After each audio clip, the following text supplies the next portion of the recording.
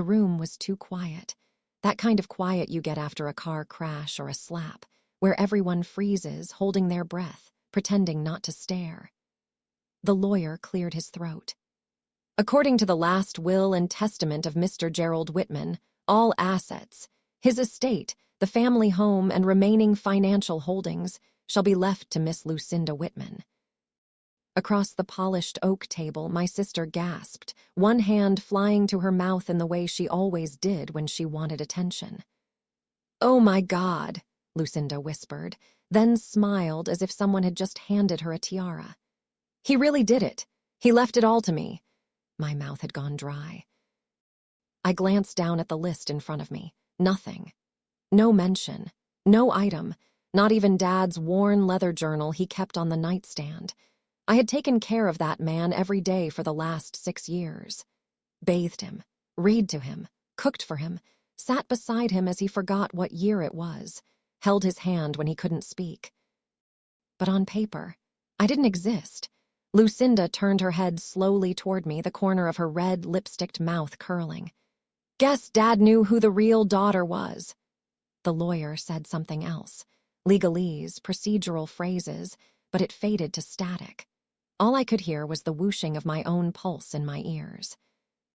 I gripped the edge of the chair. "Don't cry. Not here, not in front of her. Let me back up. My name is Alina Whitman, and I'm 46 years old. I'm the eldest daughter of Gerald and Mabel Whitman of Glendale County. You probably haven't heard of us. We were the kind of family that kept to ourselves, quiet, respectable, mostly invisible. Except for Lucinda. Lucinda was never invisible. From the day she was born, she was a firework in a world of porch lights. Blonde, loud, dramatic. If she scraped her knee, the whole block heard about it. If she got a B on a test, it was the teacher's fault. And she was always, always the favorite. I, on the other hand, was the quiet one. The rule follower, the helper, the one who never caused trouble. I think I believed for a long time that being good would be enough to be loved. That if I kept doing the right thing, someone, anyone, would see me. But in our house, being good just made you invisible. We grew up poor. Not food stamps poor, but close. Dad worked as a machinist at the old steel factory until the layoffs started. Mom worked part-time at the church, mostly for social clout. What little we had went toward Lucinda's needs, her ballet classes, her braces, her endless revolving closet of fashion experiments. Me, I wore hand-me-downs from the neighbor's kid and learned how to sew by patching holes in my thrift store jeans. I remember once, maybe I was 12, Dad came home with a small box. He called us into the living room and opened it up like it was treasure. Inside was a delicate gold locket. He looked between us girls, then handed it to Lucinda. "For the girl who shines," he said, beaming. I told myself it didn't matter. It was just a necklace, but I remembered. Mom never made it easier. If Lucinda forgot to do the dishes, she'd giggle and say, "Oh, she's just distracted." If I forgot, it was a lecture about responsibility and how I'd never find a husband acting like that. Every misstep I made was proof I wasn't feminine enough, not ambitious enough, not grateful enough. Lucinda could do no wrong. I could do no right, but I didn't fight it. I folded myself into the background. I got decent grades, graduated early, and found work as a nurse's aide. I didn't have the money or the freedom to go off to college, not like Lucinda, who got a full ride to an out-of-state university with money Mom and Dad somehow found at the last minute. I stayed local, paid rent, and kept the house running when Dad got sick the first time. And later, when Dad got sick for real, the kind of sick where the house smells like antiseptic and the calendar is filled with doctor visits, I moved back in. Gave up my little apartment, gave up my job, and became his full-time caregiver. Lucinda, she flew in once every few months for exactly 24 hours. Always with a new hairstyle, a new boyfriend, a new excuse. "I just can't bear to see him like this," she'd say, dabbing her dry eyes with a tissue she'd pulled dramatically from her handbag. I would nod and bite my tongue. It was easier than hearing Mom's voice in my head telling me to stop making things about myself. But Dad saw me. I believe that. Maybe not always, maybe not clearly, but in the quiet moments when I was spoon-feeding him oatmeal or helping him sit up to watch the birds outside the window, he'd squeeze my hand. He'd whisper my name. One night he looked at me and said, "You've always been the one who stayed." I smiled, though he probably didn't remember saying it the next day, and now here I was. In this mahogany-paneled lawyer's office, with Lucinda flashing crocodile tears and fake surprise and my name nowhere on the documents, I stood slowly. "Thank you," I said to the lawyer, "for your time." Lucinda was already texting someone, grinning. "Drinks on me tonight," she chirped. I walked out of the office without saying another word. Outside, the sky was the dull gray of November, cold, colorless. I hugged my coat tighter around me and started walking. I didn't know where to go yet, not really. My car was still parked at Dad's house, her house now. I'd been staying in the guest room. I figured I had a few days before she threw out my things. And sure enough, when I returned, there was already a sticky note on my bedroom door. "Need this room cleared by Friday." Zoe, I packed in silence. The house still smelled like Dad, old books and cedar and that faint trace of pipe tobacco, though he hadn't smoked in years. I wandered into his room last. Everything had been stripped down, cleared out, except for one old dresser shoved against the wall. It was ugly, heavy, outdated. The kind of furniture people donate when they want to feel generous but not too generous. I tugged open the drawers. Socks, pajamas. A couple of pill bottles. But one drawer, the bottom one, was jammed. Odd, I crouched down, gave it a harder pull. Nothing. I noticed a faint groove along the edge like it had been sealed with something. My fingers tingled. Why would Dad seal a drawer? I stood up slowly, heart starting to thump against my ribs. I didn't know it yet, but everything that mattered, everything Lucinda had missed in her greedy little grab for gold and granite countertops, was in there. That drawer was going to change everything. And my sister. She'd never see it coming. If you had walked into our house when we were little, you might have thought we were close. 2 daughters, 2 bedrooms, 1 shared bathroom, same spaghetti dinners, same school district, same parents. But look closer and you'd see it. Lucinda got the spotlight. I got the shadows. It started early. She could recite a nursery rhyme without tripping over a word, and Mom would call the neighbors just to brag. Lucinda's memorized Humpty Dumpty, and she even did a little twirl at the end. That girl is made for the stage. I won my school spelling bee in 4th grade. I came home, trophy in hand, cheeks flushed with pride. Mom barely glanced up from her crossword. Spelling's nice, but Lucinda's got real talent. That one sentence made the little girl in me fold up like a paper swan. I got used to it, how my victories were invisible and Lucinda's mediocrity was magic. She got applause for everything, tying her shoes, singing off-key in the church choir, decorating a lopsided cake. Me, I was reliable. Quiet. A good helper. That was Mom's favorite. Elena's such a good helper. Like I was born to fetch, fold, and fade into the background, but when I hit my teens, it got crueler, more pointed. "She's plain," I once overheard Mom whisper to a family friend in the kitchen. "Not like Lucinda. That one'll have a ring on her finger before she turns 22. Elena, she'll be one of those women with cats and library cards, a spinster." I was 14. Lucinda, meanwhile, bloomed like some twisted fairy tale flower. Flamboyant, wild, dramatic. Boys fell over themselves to carry her books, and teachers forgave her missed homework with a smile. She got into a prestigious art school on the coast.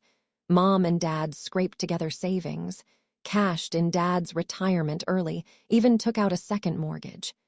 I never saw them work so hard. I didn't ask for college, didn't even apply.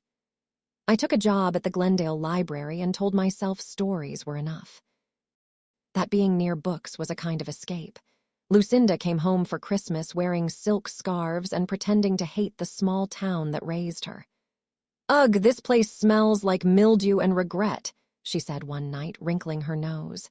I set the table. I stayed quiet. Then came the wedding. Lavish, opulent. Cathedral ceilings and imported lilies. 300 guests. A live string quartet. Lucinda in a backless gown that cost more than my car. Mom cried so hard she had to be helped to her seat. I remember standing in the back row, tucked beside a pillar.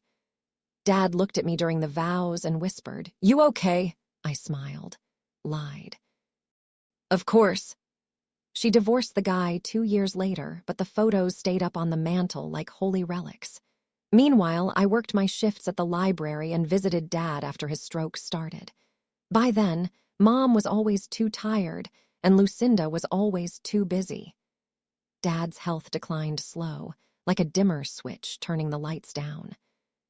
First his memory, then his mobility, then his words. He stopped walking. Then he stopped reading. Then one day he forgot how to hold a spoon. I moved into the house full time. I bathed him, shaved him, changed his sheets. I learned how to feed soup without choking, how to track meds, how to decipher the desperate look in his eyes when he needed help but couldn't say the words. Lucinda, she sent texts. How's he doing? I don't think I can handle seeing him like that. You're so strong, Lena. I could never do what you do. That was her favorite form of guilt, praise that doubled as dismissal. She'd fly in for 24 hours every few months, swan around the living room like she still owned the air, and then vanish again before the sheets cooled. I just can't bear seeing him so diminished, she'd sigh, wine glass in hand. I want to remember him how he was. I wanted to scream, you mean when he was healthy enough to clap for your mediocrity? But I didn't. I smiled. I cooked her dinner. I made the guest bed. Because I had one thing she didn't, time with him. Real time, and he saw me. At least, I believe he did. One night after I helped him into bed, he held my wrist and whispered, I remember. Everything you've done, you stayed. Tears burned in my throat. I nodded, afraid if I spoke, I'd shatter. He died 6 months later, peacefully. I sat by his bed the whole night before, holding his hand even after it went cold. When Mom died 2 years before him, it was sudden. A stroke in the garden. Lucinda arrived the next day wearing all black and crocodile tears. She gave a long, dramatic speech at the funeral about legacy and the strength of mothers. Afterwards, she left in a hired car without even asking if Dad needed anything. I took care of everything. The funeral arrangements, the condolences, the house, the grief. And still, when the inheritance was read, it was like I never existed. Lucinda got it all. The family home, the land parcel our grandparents once farmed, the lake house cabin Dad built by hand, the antique furniture, every bank account, even things I had given to Dad myself. Like the old quilt I'd sewn for his birthday, were now hers. She stood in the lawyer's office, dabbing fake tears with a silk handkerchief and nodding solemnly. I'll preserve everything. I know how much this family legacy means. The word legacy made me want to laugh until I vomited. I stood, thanked the lawyer, and walked out with a suitcase and a fake smile. But the thing is, Lucinda never knew what mattered most. She was so busy grabbing gold and granite countertops, she didn't notice the one thing Dad kept close. The one thing no lawyer had touched, that old, ugly dresser in his room. The bottom drawer, jammed shut. That drawer haunted me, even after I left the house, even when I rented a room in a stranger's attic and pretended I had a plan. I couldn't stop thinking about what might be in there. Because if there was even a sliver of the man I knew, the one who whispered thank you with shaking hands, the one who saw me, then that drawer didn't hold clothes. It held answers. And maybe, just maybe, Justice I couldn't sleep that night, not even in my own bed. Lucinda had already called movers to begin updating the house. Her voice echoed off the walls like she'd already scrubbed every trace of Dad away. I knew if I waited any longer, the room would be stripped, boxed, and flipped by sunrise. So I tiptoed down the hallway like a stranger in my own home. Dad's bedroom door creaked open, and I stepped inside for what I thought would be the last time. The dresser still sat in the corner, massive, scratched, ugly in the way only old things are, sturdy but stubborn. I walked over, squatted in front of the bottom drawer, and gave it a tug. Stuck, just like before. I reached into my coat pocket and pulled out the screwdriver I'd borrowed from the kitchen junk drawer. I wedged it into the lip and wrenched hard. The wood groaned. Then, crack, it gave way. The drawer slid open with a dusty sigh, like it had been holding its breath for years. Inside was a bundle wrapped in Dad's old handkerchief. I reached in and pulled it out, fingers trembling. There, folded carefully, was a single faded envelope, yellowed around the edges, sealed with wax that had long since crumbled. On the front, in Dad's unmistakable scrawl, "For my true daughter." My throat clenched. I hadn't cried since the will reading, not when I packed my clothes, not even when Lucinda said, "I'll send someone to change the locks next week." But this broke me. I sat on the floor, heart thudding. The silence in the room was heavy, reverent, as if even the air knew something sacred was happening. I peeled the envelope open with shaking fingers. Inside were 3 things: a handwritten letter, pages long, ink faded but legible. 2 legal documents, stamped and notarized. A tiny brass key on a rusted ring. I unfolded the letter first. "My dearest Alina, if you're reading this, then the world has gone the way I feared. I always knew your mother and sister would try to erase you, just like they tried while I was alive. They never saw you, but I did. I saw every meal you cooked, every appointment you arranged, every night you stayed up when I couldn't sleep. You were the daughter who stayed, the one who loved without applause. I tried to fix the will before the end. I even asked a new lawyer to draft one. But something told me they'd find a way around it, that they'd use the old one, the one I was pressured into signing when I was weak. So I made something they couldn't touch. The enclosed documents are real, legal, and binding. They're not part of the public estate. No court can void them.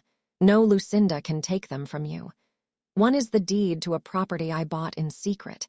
It's small, but it's peaceful. You'll understand when you see it. The other is the record of a trust I set up 5 years ago. I sold my stocks quietly. Invested what I could. It's not a fortune, but it's enough for you to start again. On your terms. The key opens a storage unit. I kept things there I didn't want anyone else to find, not even your mother. You'll know what to do with what's inside. Alina, you were never invisible to me. You were my anchor, my mirror. My real legacy. Love always, Dad. By the end of the letter, I was crying, not loudly, just tears sliding down my cheeks like they'd been waiting years to fall.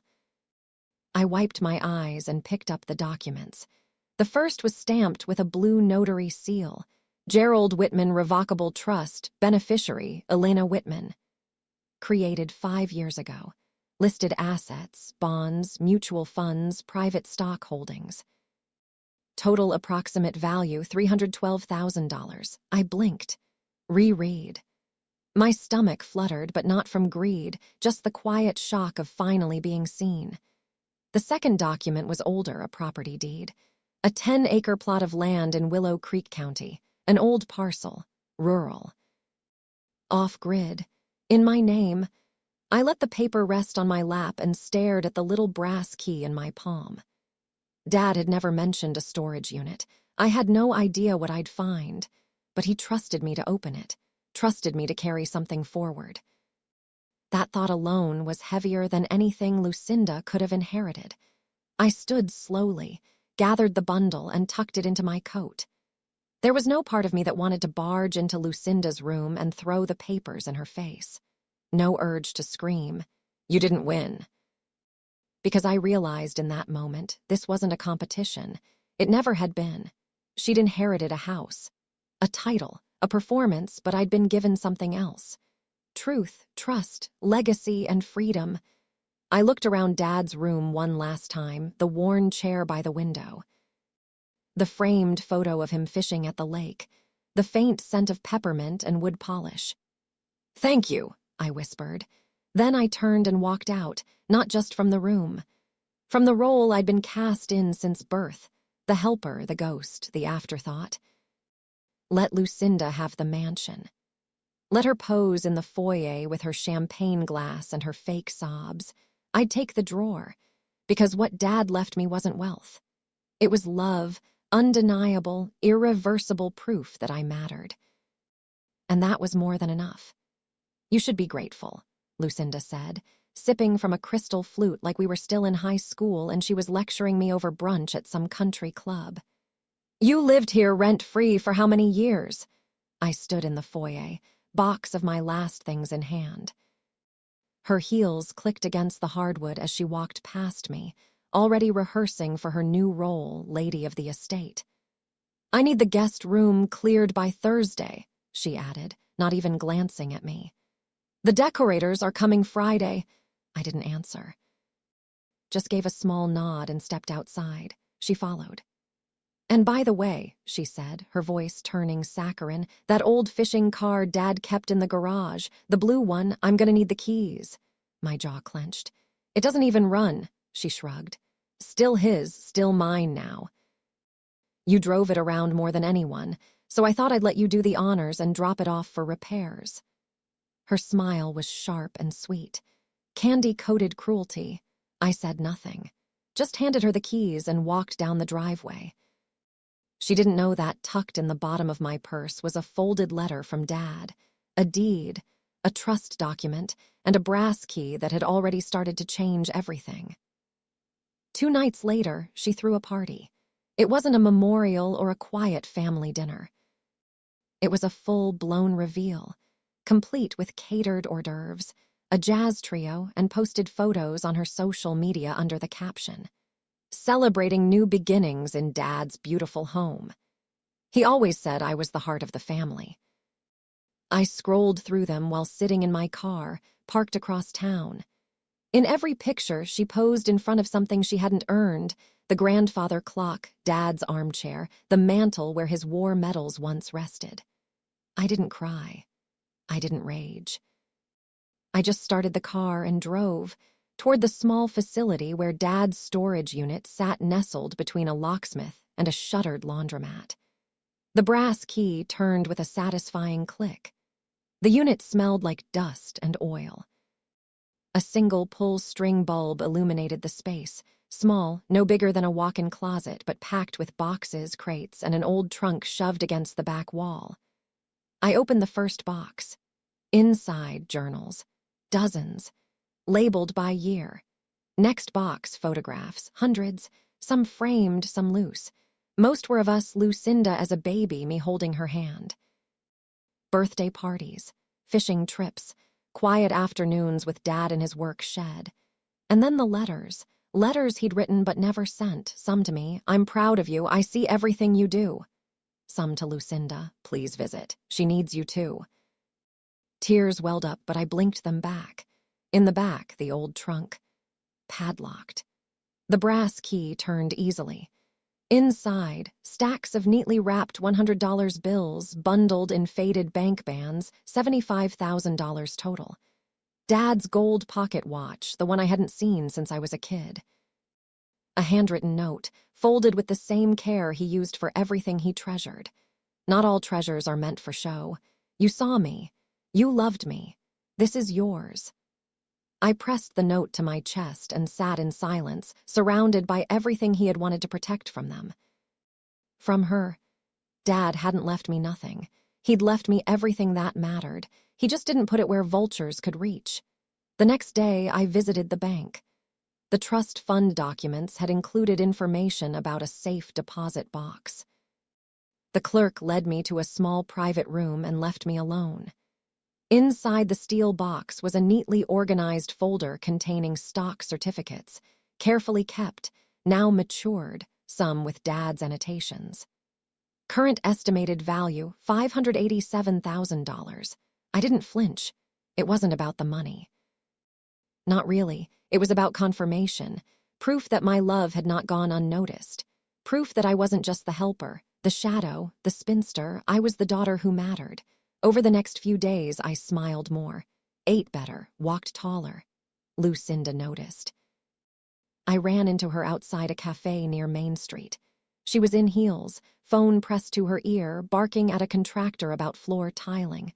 Her eyes flicked to me, suspicious. "You're looking smug," she said, lowering her sunglasses. "I didn't realize happiness looked smug," I replied. She crossed her arms. "What are you playing at?" "Nothing," I said, sipping my tea. "You've got this weird glow about you. Did someone leave you something, secret life insurance or something? Because if Dad—" "You already won, remember?" I said quietly, cutting her off. "You got the house, the land, the party." She narrowed her eyes. "So why are you smiling like that?" I held her gaze for a long moment, then said gently, "Because he saw me, that's all." She didn't say anything, just stood there, mouth open like a faucet someone forgot to turn off. I left her there on the sidewalk, still trying to figure out which piece of the puzzle she'd missed. The truth. She missed all of it. She'd inherited the walls, I had the foundation, and it was stronger than she'd ever understand. It started with a name. On a whim, or maybe on instinct, I opened one of Dad's old address books I'd found in the storage unit. Tucked inside was a business card, yellowed at the edges with elegant cursive, Thomas H. Mallory-esque. Estate planning and probate law handwritten on the back. Trustworthy. Use only him. I stared at the card a long while. It wasn't the name of the man who read Dad's will in that dark paneled office. That was Bryce Langley, a smooth-talking family friend of Lucinda's who always looked like he was 5 minutes away from a martini. I pulled out my phone and dialed the number. A tired but kind voice answered. "Mallory speaking." "Mr. Mallory," I said, "you don't know me, but I believe you were my father's attorney, Gerald Whitman." There was a pause. Then, Elena, I nearly dropped the phone. "Yes," I breathed. "How did you know?" "Your father spoke of you often," he said gently. "Said you were the only one who ever sat through the boring parts of his life." That made me smile. We met the next morning in his modest office just outside Glendale. There were no mahogany walls, no cigar smoke, no velvet curtains, just books, warmth, and truth.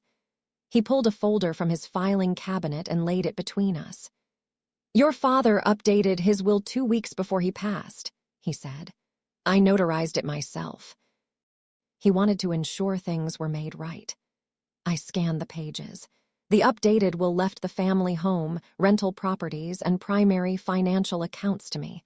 Lucinda was to receive a single one-time sum as a gesture of peace. "I sent copies to both parties," Mr. Mallory added. Strange thing, when the estate was executed, I was never contacted. That version of the will never surfaced. My heart sank. "She had it buried," I said flatly.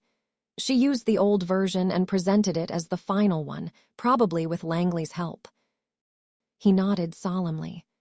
"That would constitute fraud, at minimum will suppression, at worst elder exploitation."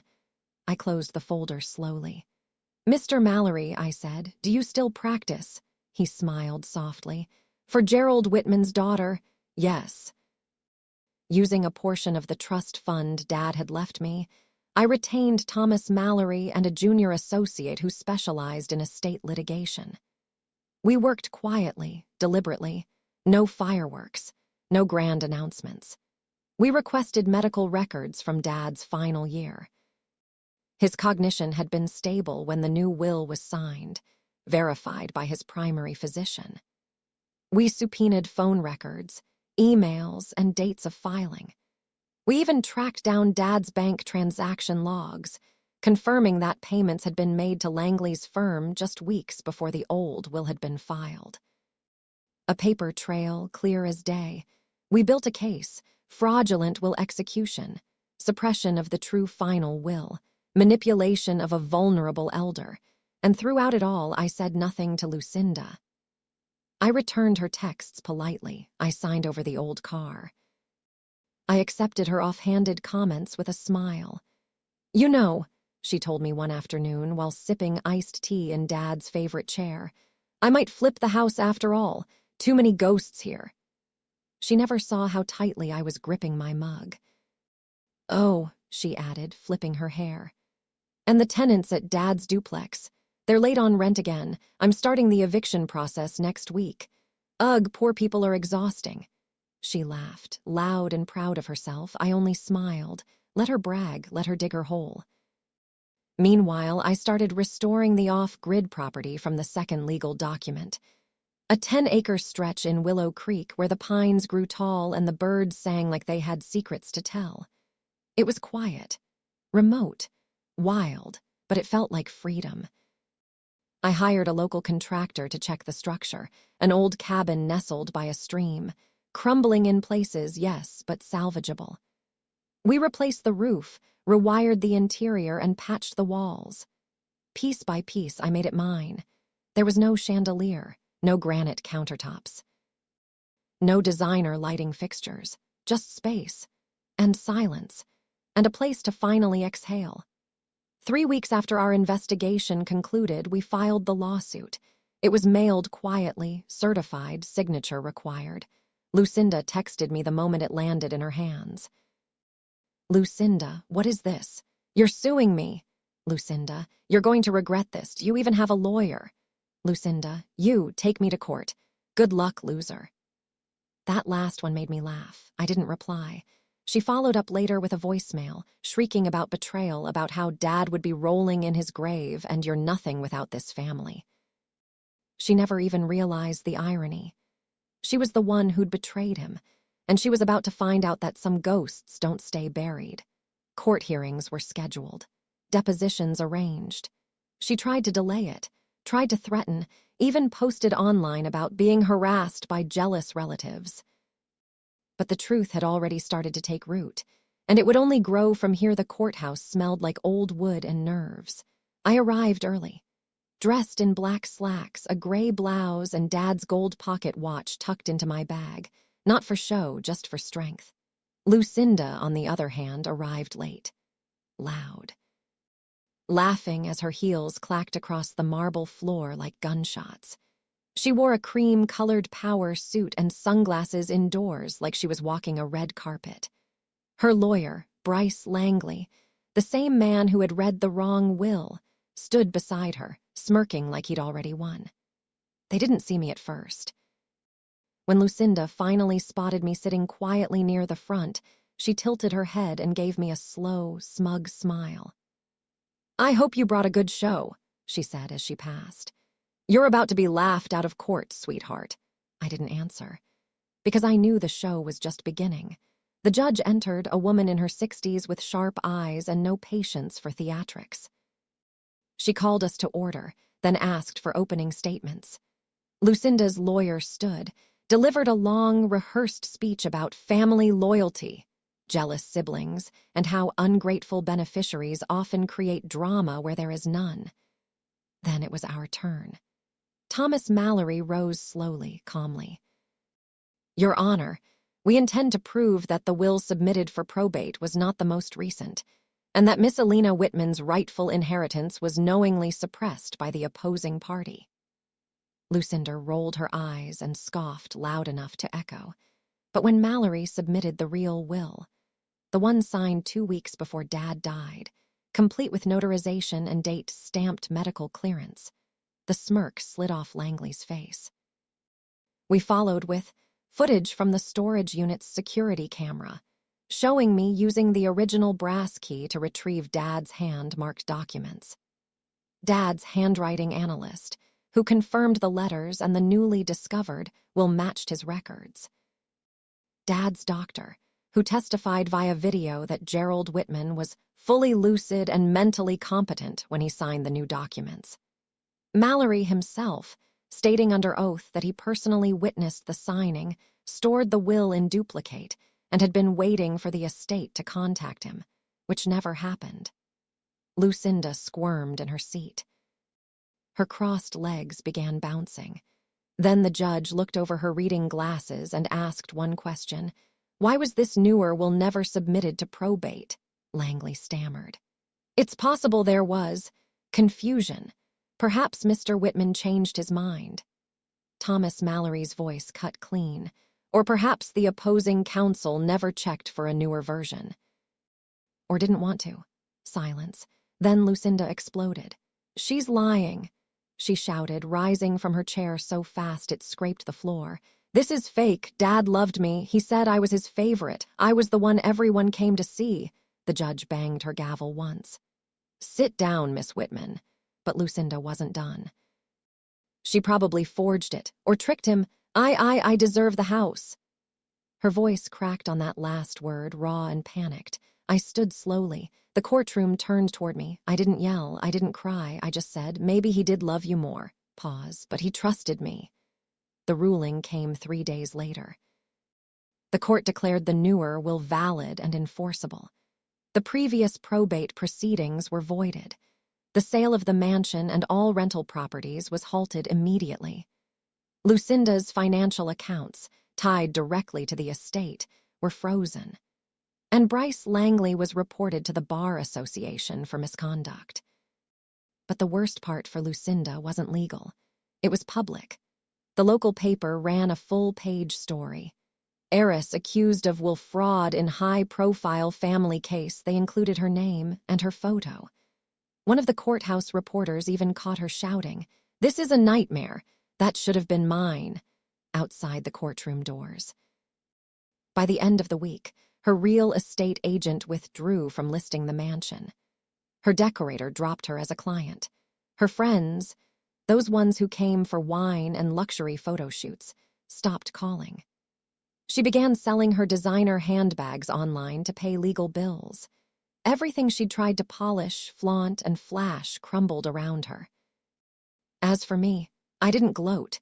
When the court awarded me control over Dad's estate, his home, his rentals, his remaining assets, I signed the order with steady hands. But I didn't smile, because this wasn't about revenge. Not really. This was about correction, about restoring what had been lost, not just from me, but from him. The judge added one final clause. Lucinda was to repay the funds she had withdrawn during the fraudulent probate process, plus legal damages. And she was forbidden from overseeing or managing any aspect of the Whitman estate moving forward. Dad's legacy was no longer tangled in lies. It was mine.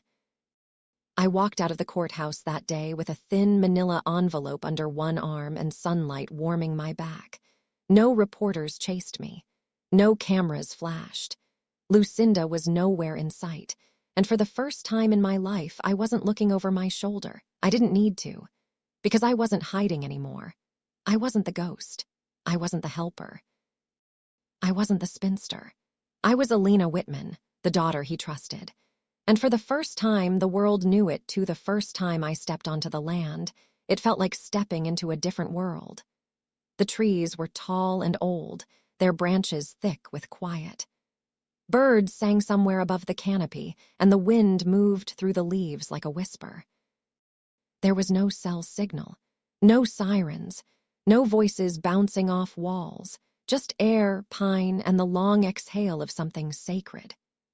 Dad had bought this place in secret. A 10-acre plot off a gravel road in Willow Creek, 2 hours from the town where everyone still whispered about the inheritance scandal. Where the Whitman name had become something brittle, split between disgrace and sympathy.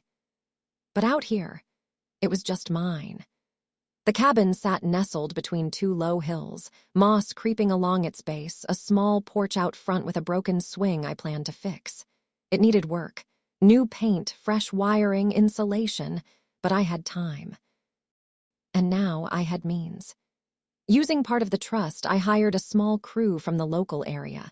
No frills, no contractors in crisp polos, just kind-eyed workers with calloused hands who respected quiet. I worked beside them, painted the walls, laid tile, refinished the old wood. Piece by piece, room by room, I brought it back to life. By spring, it was more than a cabin. It was a haven. I converted the loft into a writer's retreat, a space for women like me, the overlooked, the caretakers, the ones who had buried themselves for too long. I called it the Quiet House. There were no TVs, no clocks, just shelves of books, open journals, walking trails, and space to breathe. One guest told me, "This place feels like a permission slip to exist." That felt like the greatest compliment I'd ever received. The back room, just off the kitchen, I left untouched except to clean it.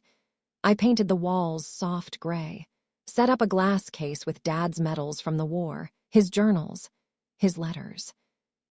The gold pocket watch, photos of us by the lake. One shelf held his favorite books, worn and underlined. It wasn't a shrine, it was a memory room, not of a perfect man, but of a man who, in the end, chose to see what mattered. One afternoon in early fall, a letter arrived. No return address, but I knew the handwriting. Lucinda. I turned it over in my hands, feeling the old instinct rise, curiosity, dread, the need for closure. But something in me had shifted. I didn't need her words. So I walked outside, struck a match, and watched the envelope curl and blacken in the fire pit until it was nothing but ash on the wind. I imagined it carried away the last echo of her voice in my head. Her taunts, her dismissals, her hollow wins. Let her keep her bitterness. I had peace. That night, I sat by the fireplace with a cup of tea and pulled out the first letter Dad had left me, the one from the drawer. I'd read it dozens of times, but each time it hit different. You were the daughter who stayed, the one who loved without applause, the one who never needed to be seen to be strong. You were my true daughter, the one who saw me when no one else did. My eyes welled again, but not from grief, from release. I had spent so much of my life trying to prove I belonged, in our home, in our family, in their version of love. But I had been building something different all along, quietly, steadily, something real. I folded the letter gently and whispered, "Thank you, Dad, I saw you too." There are days when the wind still feels like a voice, and I imagine him walking through the trees behind the cabin, hands in his pockets, whistling some forgotten tune. Sometimes I find feathers on the porch, or squirrels peeking through the windows. The land feels alive, like it remembers things. One guest, a grief counselor from out of state, told me the land had memory in its soil. I smiled and said, "Yes, that's the idea." Lucinda sold the mansion eventually. At a loss. Her social circle shrank to almost nothing. Last I heard, she moved to Florida and started selling real estate with a new name. She never tried to contact me again. She got the house, the furniture, the chandeliers, the marble countertops and Instagram followers. I got the drawer, and everything that mattered was inside it. Love, trust, legacy, peace. Justice was served, but most importantly, I finally found peace. Have you ever been betrayed by someone who thought they'd already won, only to watch karma arrive at your door? Share your story in the comments, and don't forget to subscribe for more powerful stories like this one.